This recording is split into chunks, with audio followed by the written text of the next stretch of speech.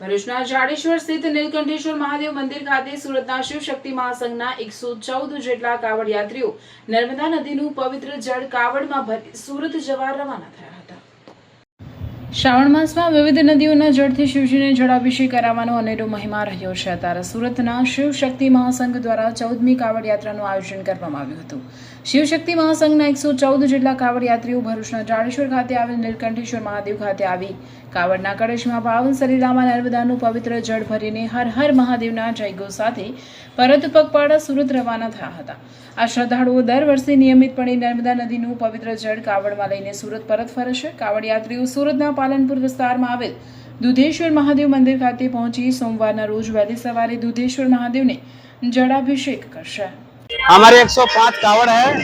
हम दुधेश्वर महादेव मंदिर सूरत जाएंगे और भरूच से नर्मदा से भरे हम नीलकंठ महादेव मंदिर से कावड़ जल भरा है और दुधेश्वर महादेव मंदिर सूरत जाएंगे, जगातना का, पालनपुर जगातना का।